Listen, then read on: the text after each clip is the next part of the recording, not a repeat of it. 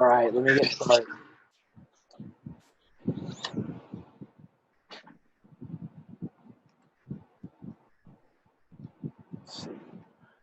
All right, guys, how's everybody doing? We're doing the podcast that we missed last weekend because something came up, but we're here this weekend, and what we're doing, I guess you call it a client spotlight or whatever, where we got Lindsey on here, and she's been with me. When did we start? Like 2-3 months ago?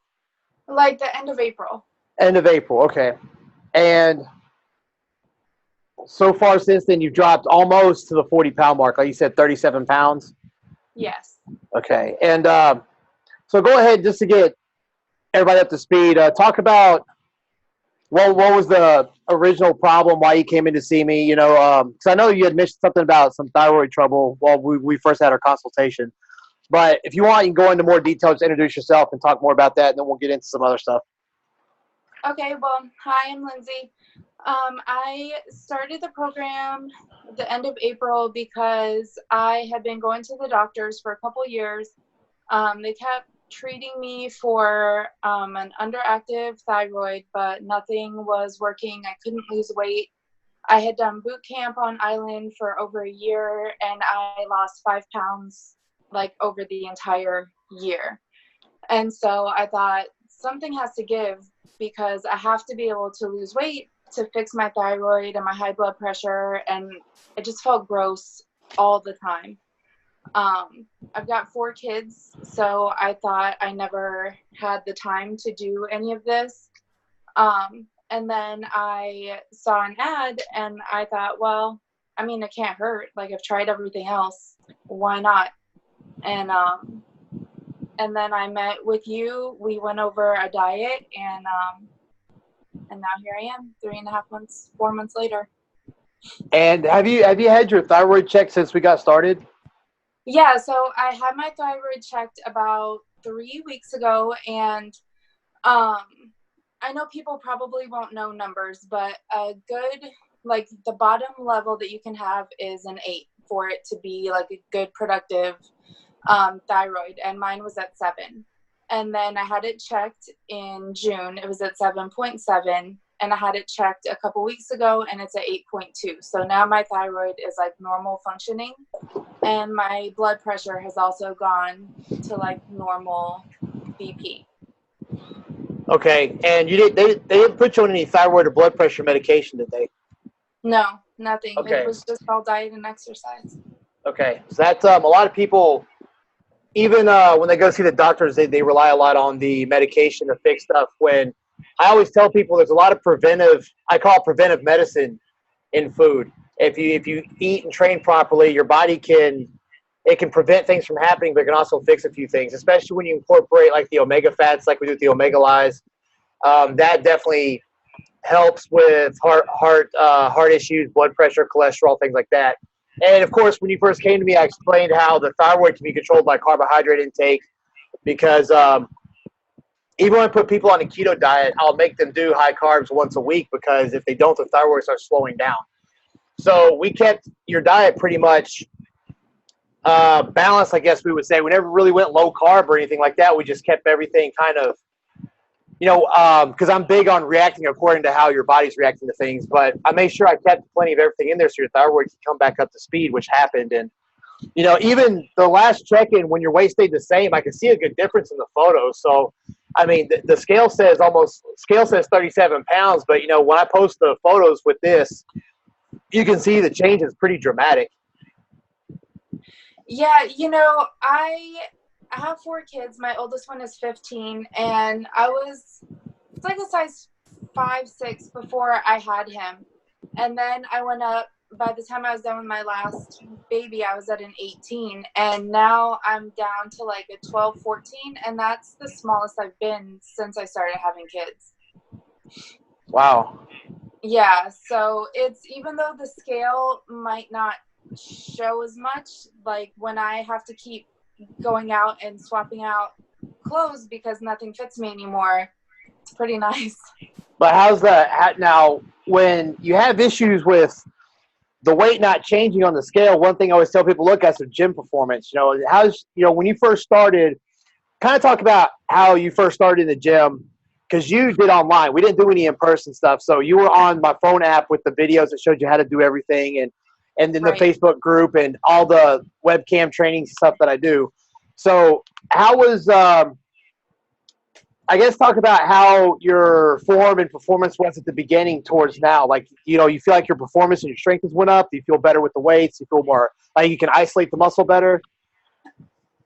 Yes to everything you just said. When I first went into the gym, I was really self-conscious. I didn't, even though I watched the videos and I would ask you and you would reply right away, even when I was still in the gym, and tell me, you know, like, this is how you do it, this is how you don't do it, this is what you're supposed to be doing. I still felt like everybody was just staring at me because I felt like I didn't know what I was doing. So that was like the first roadblock that I had to get over. And then once I realized that everybody else was just minding their own business, I was able to like fix my form. I would watch your videos again, and then even the videos that you post of you training other people, I watch those too, because sometimes you give little extra hints and stuff about like when I started doing the leg presses in the machine, you had me start with my feet like apart, and then to isolate different muscles, now I do apart and together.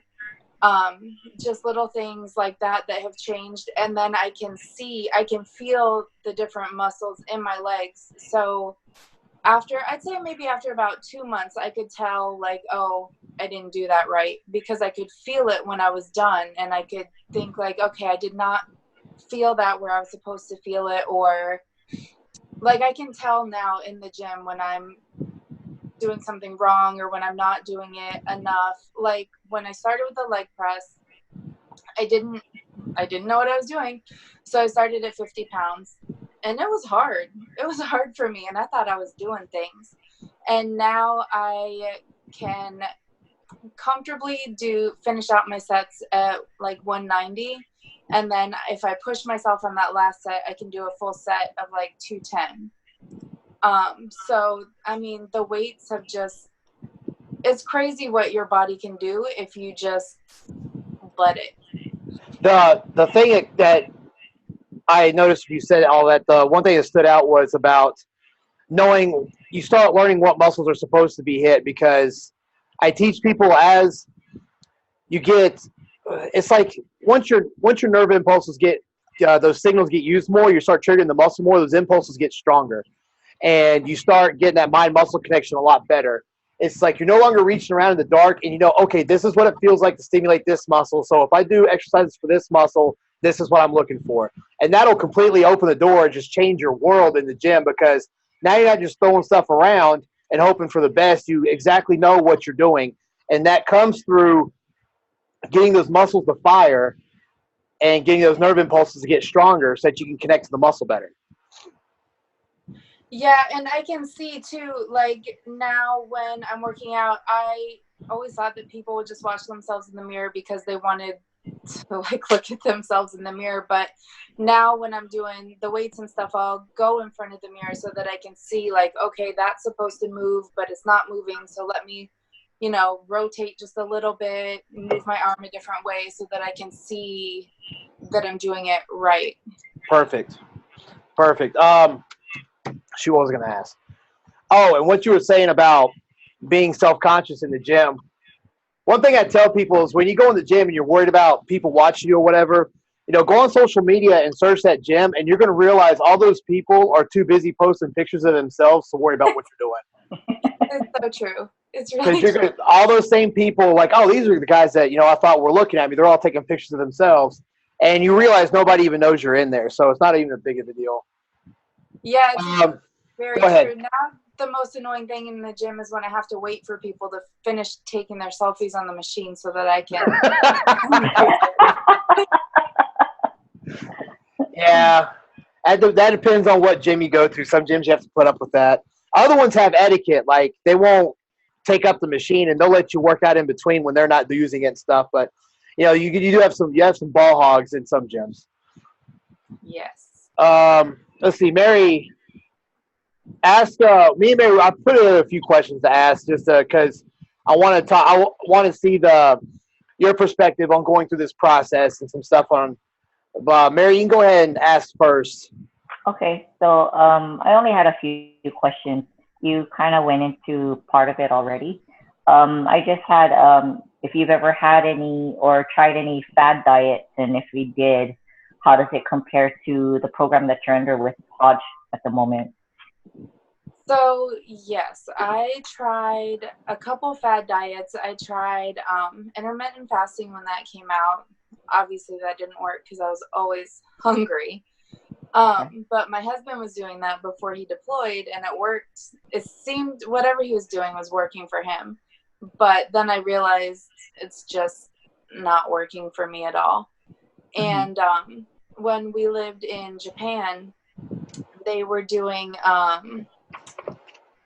what was it called? There was a big diet that was really popular, and you would order the food monthly, and they would send you the food in a box. It's not Weight Watchers, but it's really similar, and they would send you like bars and soups and stuff like that, and you could have like you pick 5 a day or however many. And I lost a little bit of weight, but then as soon as I stopped doing that, I gained it all back plus some. And what do you think after being in because I have a closed VIP group in Facebook for all my clients that I do for people listening. I do video trainings and stuff on this kind of stuff. So I'll ask, seeing some of those videos and stuff, Lindsey, why do you think was the reason why you would lose a little weight and then gain it right back? Well, because my body would freak out. It would go into like such a calorie deficit, and I would lose weight, and then it would mess up my metabolism.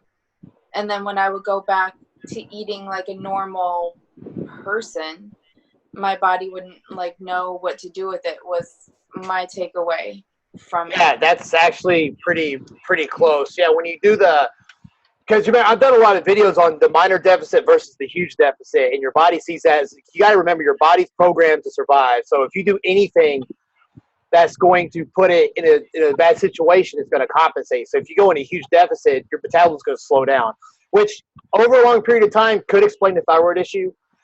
Especially, it could have. Not saying it did.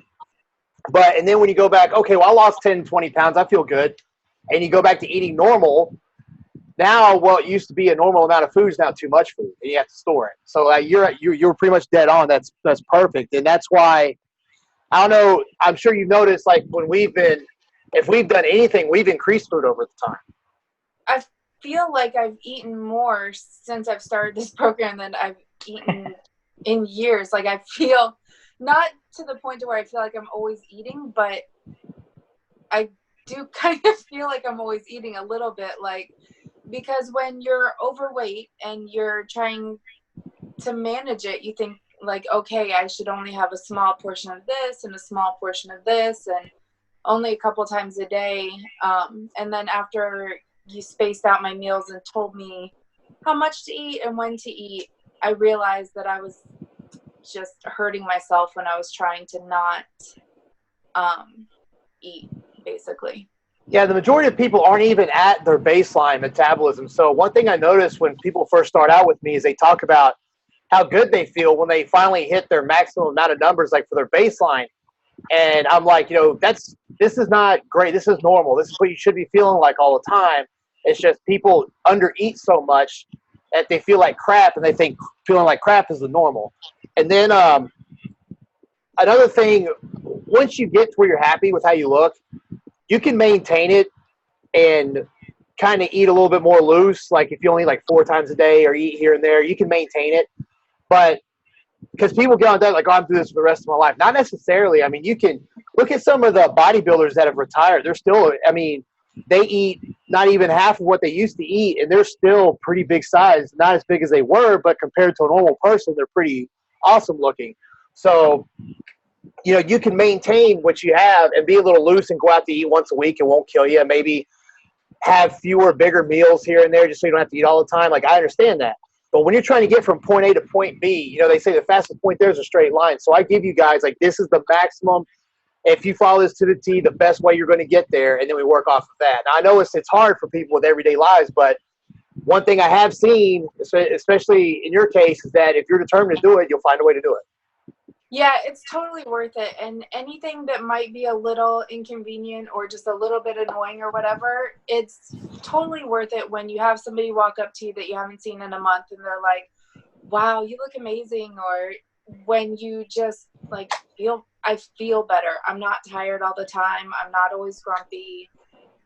Like, it's totally, all the little inconveniences and annoyances are completely worth it. And if you didn't have annoyances and inconveniences with that, you would have it with something else in life. Because one thing I learned probably at the beginning of this year when I started trying to get things going was like, no matter how good you're doing, there's always problems, and that's just how life is. And the more successful you're going to be determines on how good of a troubleshooter you are. The more issues, like as soon as you fix one problem, another one comes up. As soon as you fix that, another one comes up. That's life. And you're never going to go through life and not have any problems to solve.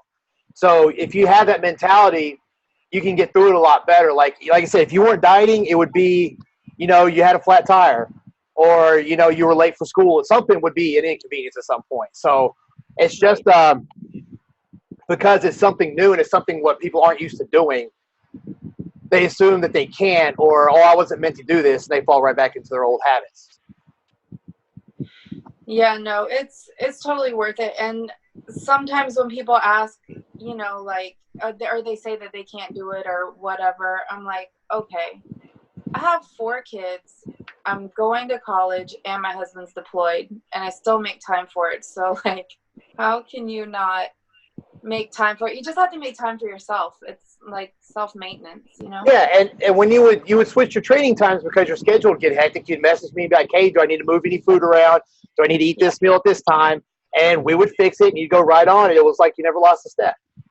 Yeah, no, sometimes I have to switch gyms. I have to switch times. I have to switch around meals, or I have to switch around like class schedules. But I feel really bad if I have to switch around, because I feel almost like I'm cheating myself of something that like I deserve and need to do.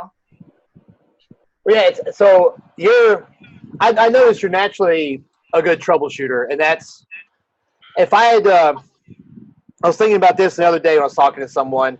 If I had to classify a specific, because I train people for all kinds of stuff, if I had to classify something specific, I'm a troubleshooting type of person, because I get people, like in your case, that have tried stuff and it doesn't work and they don't know why they can't lose weight like everybody else, and we have to go in and go through the process and troubleshoot steps. Mary is another example. She would either get super skinny or she would be overweight or something. She never would hit that nice medium or that perfect physique, and every time we do it, we find a variable and we get it out of the way, and she looks better and better and better each time. So, and yeah, it takes a little longer, but you start seeing that there's some issues some people have that others don't. And instead of quitting, we go through and troubleshoot and find them. So that's, you naturally having that mindset is puts you so far ahead of other people. Okay. Because a lot of people just quit. As soon as life gets hard, they quit. As soon as, well, I can't go to the gym today because I had class this time. Like, dude, just suck it up and go a little later and just go home and go to bed.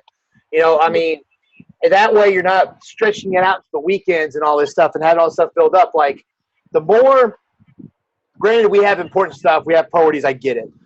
But the more strict you stick to everything, the sooner the shit will be over and you can go back to a little maintenance phase and not be so bad. But if you try to do that laid back maintenance phase now, like, you're not going to get anywhere. It's best just to get strict and get it over with. Yeah, I'm definitely not in maintenance or anywhere close. I've lost a lot, but I'm not. My original goal when I came to you was to lose 20 pounds, because I had only lost 5 over that entire year, and I still thought that 20 was really pushing it. So now that I lost 40, my sister was here and she said, well, that's great. You're good. And I thought, no, my goal is now my goal is to like double it. I want to be back to my original size where I was comfortable at before I started having kids. It's crazy. I'm not be the same as before I started having kids, but I know that I can make it down to like a normal size. Yeah, well, that's that. As soon as you see that light at the end of the tunnel, some people just want to go. They're like, you know what? If I can do this, I want to know how much further I can push. And if you're getting that mindset, you're going to do very well, because it does change your motivation when you have a light at the end of the tunnel and you're like, oh shit, I can actually get this much done. Then all those doubts and stuff go away, and you go from, am I going to get there, to like, okay, I wonder how much I can do. How challenge yourself. What can I get done? It changes your mindset. That's exactly it. And now, I think I messaged you about it last week. Now when I look at myself, I don't think like, oh my gosh, how am I going to do this? I think like, okay, that specific one thing, I see that thing is a problem area now. So how can I attack that one thing, if that makes sense? Like, I feel more confident now that I have the ability to focus on what I want to change and to actually change it. Yeah, I see what you're saying. You can get more detailed and critique, because now you know you're capable of doing about whatever you work towards. Like, I see it. I see what you're saying. Right. Now, let's see. I think you already answered this. What was the biggest change you had to make in order to get this to work? What was, when you first started on the program, compared to your normal everyday life, to your routine now, what do you think was the biggest hurdle, biggest change you had to make? Well, the biggest challenge was going to the gym and getting in the gym and getting over my fear of being in there and kind of not knowing what I was doing and what's going on. That was the biggest change, because I didn't do any of that before.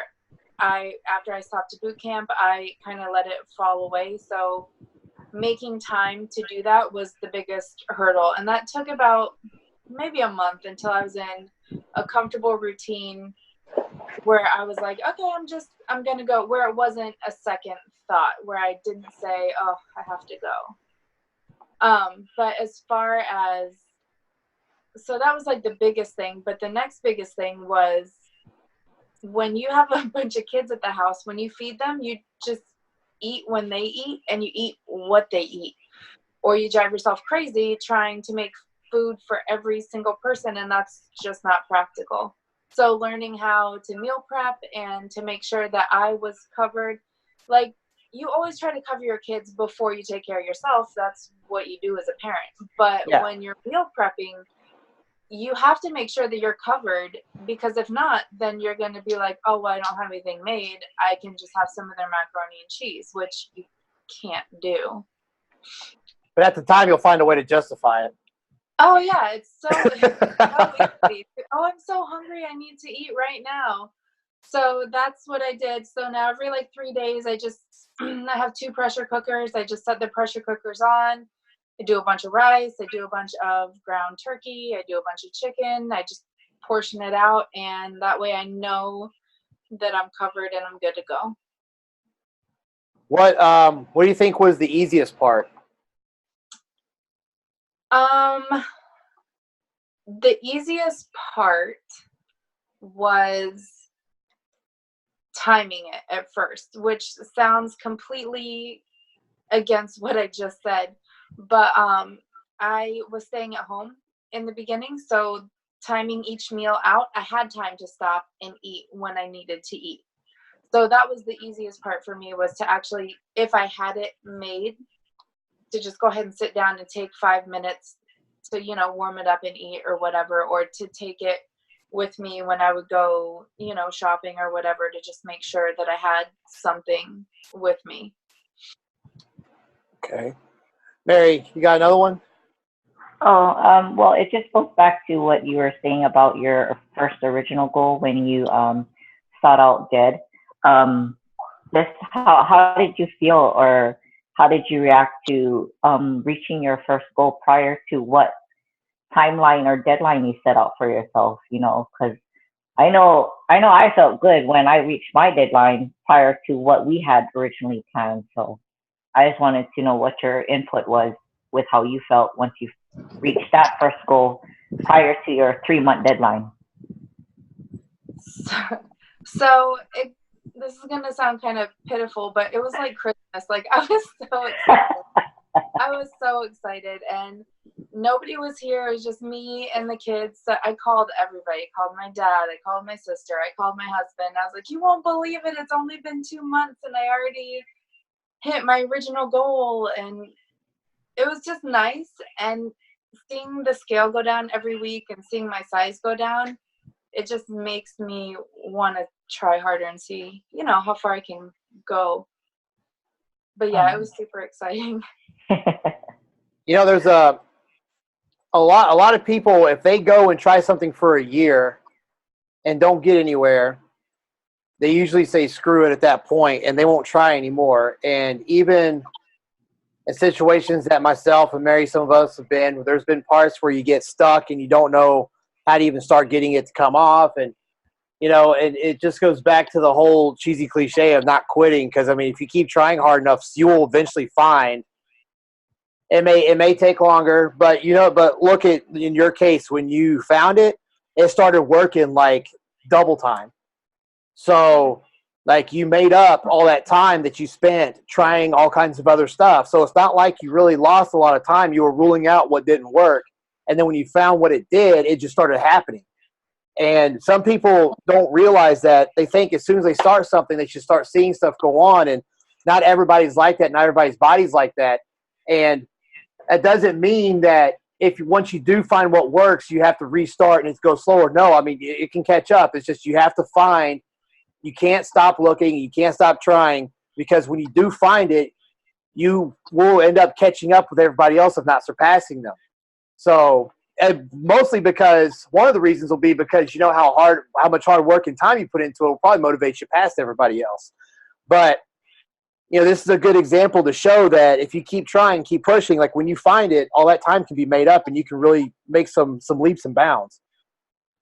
Yeah, and I think it's also important for me to just throw in there, like, I think that the boot camp was worth it because it got my heart rate up. It made me feel better about myself, but it worked for a lot of people. So that's awesome that it worked for them. The trainers were great. It was great, but it just didn't work for me. And I was scared to do the weights at first because I thought, like, how is that going to help me lose weight?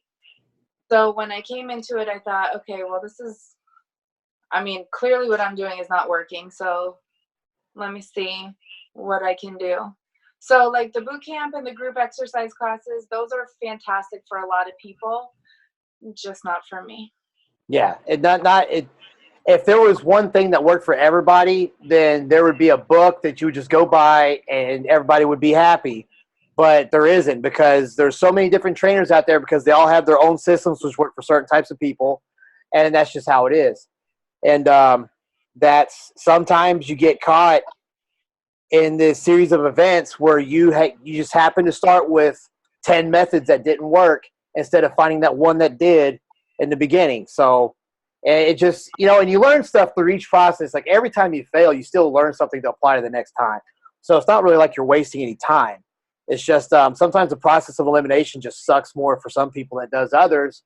But the values and stuff are still there, and the results are still there in the end. So it's in a way it's worth it, but in a way, I also am going to be realistic and say, yeah, sometimes it sucks to go through all that, but when you find it, it's worth it. Yeah, totally. Now, going through this for this period of time, do you feel more comfortable in being able to maintain or to keep making progress now? Do you feel like you have a better knowledge base for how your body works and how the dieting works and how the food works? And if you do, like, how does it contradict to what you used to believe before? I know we talked about that a little bit, but I want to ask if your confidence in being able to make proper food decisions and your knowledge base on how all this stuff works for your body, do you feel confident it's a lot better now than it was when you first started? Oh yeah, definitely. When I first started, I thought that I was going to be put on a really low carb diet, high protein, because everything that's out there says carbs are bad. So I just assumed that I was going to be on a super low carb diet and that it was going to be rough because people get mean when you take their carbs away. Yeah. So I even warned my kids after before you sent me the diet, but after I went to see you the first time, I said, okay, guys, I'm going on a diet. I'm going to be mean. I guarantee it. Just a heads up. But I was really surprised that, like, I eat a lot of carbs from what I used to do. But now I know, too, like, what's okay and what's not okay. And I know what I can handle and what I can't. Like, at certain times of the day, I'll eat the purple Okinawan sweet potatoes over the rice because I know that if I eat the rice, I'm going to feel like I go for the sweet potatoes more in the evening because I don't feel as heavy in the evening. So just little things like that, how I space my meals, the greens that I choose to eat with each one. I don't know if that's exactly what you were looking for. No. You're good. You're good. But yeah, and then when I catch myself out, and like one time I caught myself out and all the ice in my cooler melted, and I didn't have I had my stuff, but I couldn't eat it because we're in Hawaii and it had been in the car and it was gross. And I was at the Ala Moana and I asked you, like, what can I eat here because I'm starving and I have to eat before I go home. And I was already in Shirokaya, which is like the Asian restaurant downstairs. And I already had in my brain, like, okay, grilled chicken and rice is probably what I can eat. And that's what you said. You were like, stick with grilled chicken and rice. Just make sure that they don't like grill it in a bunch of oil. So knowing that I could troubleshoot that myself and still come up with the same answer that you suggested, I thought, like, okay, I can do this. Yeah, I want everybody listening to take in what she just said, because that's one way I can tell how serious people are about this stuff, because people will be in your situation and not contact me and be like, well, I just did this. And I'm like, dude, that's not the right thing you should have done. That was the worst choice you could have made. And your excuse is, well, I didn't know what to do because I was out here. I didn't have my food. Number one, if it's somebody that's been working with me for a while, you know what to get. Like, you just have to think outside the box and expand your brain for just a split second and figure out, hey, they have some of the same stuff I eat. I just have to order it kind of separate or ask them if they can do it. B, that part of this gig that you hired me for is for me to pretty much be on call. So why don't they contact me so I can at least guide them through what they need to do? And so, when you start messaging me that stuff, that's I'm like, okay, she's serious about getting this done. This is good. But when people come to me after they've worked with me and said, hey, I didn't know what to do, I tell them, like, dude, I'm here so that I can answer those questions for you. That's one of the reasons why you came to me. So it just shows, and some of it's the whole mindset of like trying to defeat the battle in your head of trying to justify eating what you want. And when you first start, you will convince yourself that it's okay to get this because you didn't have any food and stuff, and the thought of even contacting me won't even come in your head because you haven't been,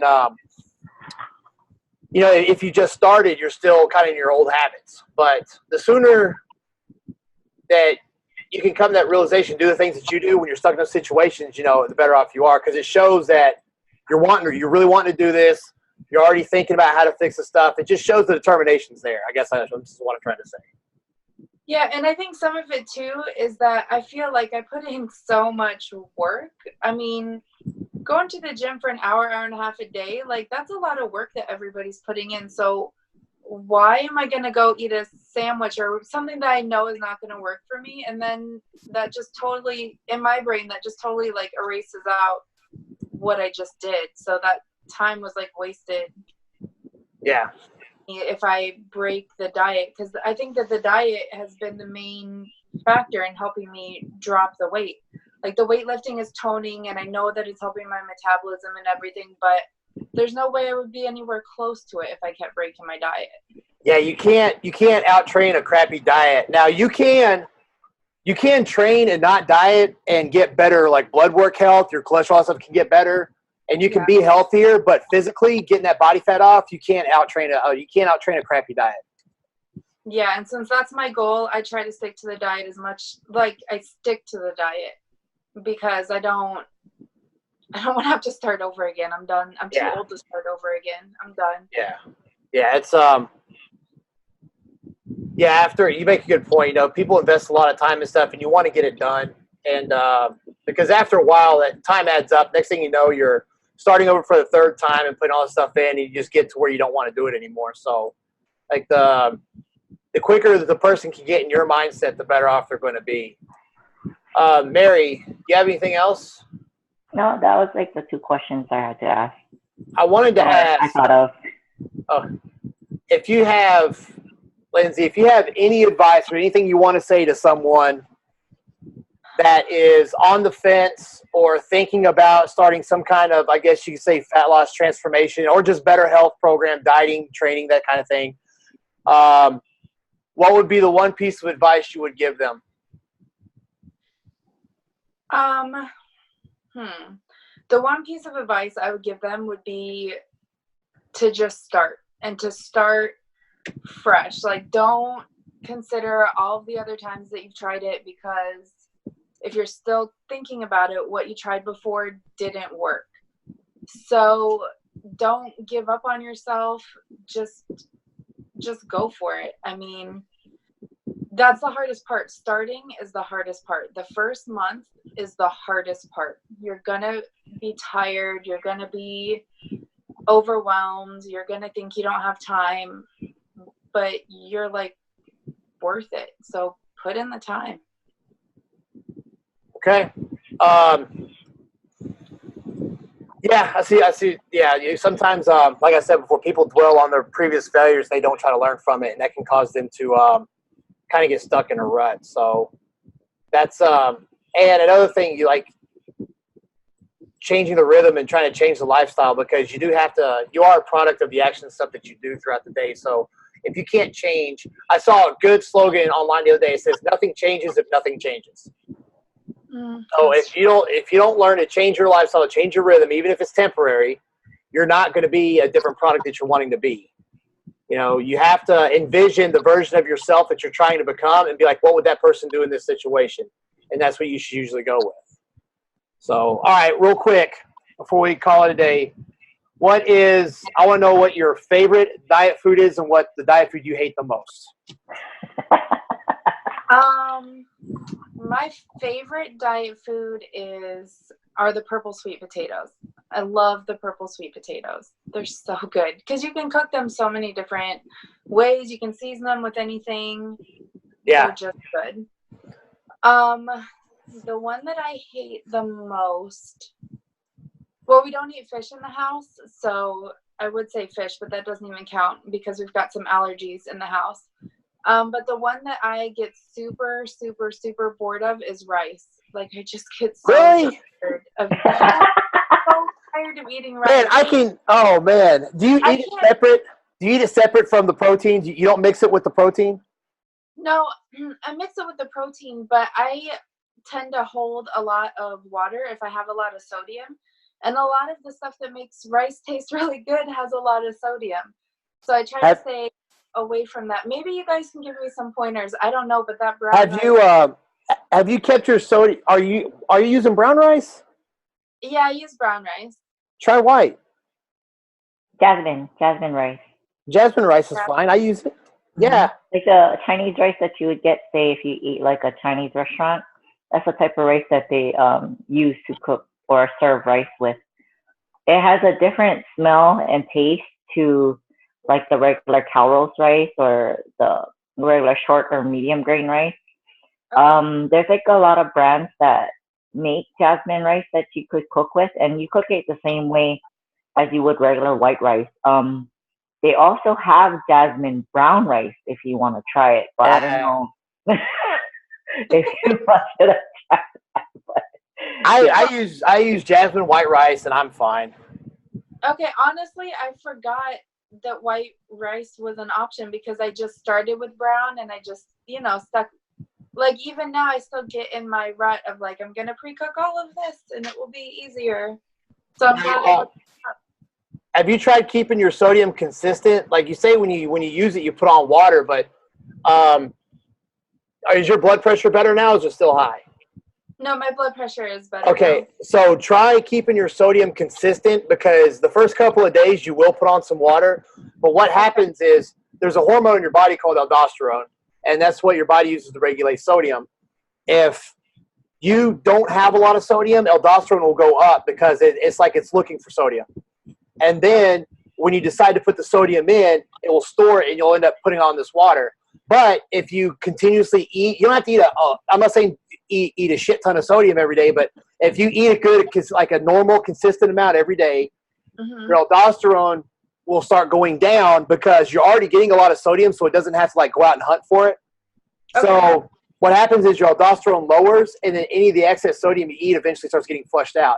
So you will get, and I've noticed this when I try to sodium load people for contests and stuff, they'll get puffy for like 3 or 4 days, and then all the water goes away and it's normal. So what you're doing is you're resetting your baseline for sodium. Okay. So, and you need sodium. Sodium, it's an electrolyte, it makes muscles contract. If you go without it, it really doesn't feel very good. Yeah, just use a normal amount on there for a while. And if you get a little watery, that's fine, but give it a few days and it should go away. If it doesn't, if it's there for like a week, then let me know. But if not, it should go, especially if you're drinking plenty of water, because as long as you're drinking water, your body won't want to hold it. Okay. Yeah. So try that and see after a few days if it gets better. If not, let me know, and then when we can see, we can look at some other things. Okay. All right. I'm trying to think if I have anything else. Mary, what's the diet food you hate? I never asked you that like the whole time, because me and you eat consistent all the time. But like what? Dry chicken breast. Okay. I don't eat chicken breast by itself. So I get around that. I don't like. Well, I'm gonna have to eat it with vegetables. It kind of sucks because it tastes like Use like I bake it because I don't. I don't like that's why. No, well, I don't like to pan fry it because then it'll still get all nasty. I'd rather bake it. I have yet to try and get it to where I had it when I was cooking it in Hawaii. I don't know. People say elevation. I don't know. A thing with baking, and I'm just like, whatever. Baking is baking. What's your favorite? What? Steak and salmon. Now, have you tried the air fryer yet? Everybody keeps telling me this air fryer thing will make the tilapia and chicken on it taste better. I haven't bought it yet. You have one? I have one. I love it. I need to get one then. I saw one. I almost bought it the other day. And I heard you can put the tilapia in there and it'll crisp it and actually make it taste good. And if that's the case, I can eat tilapia as long as it's not soggy.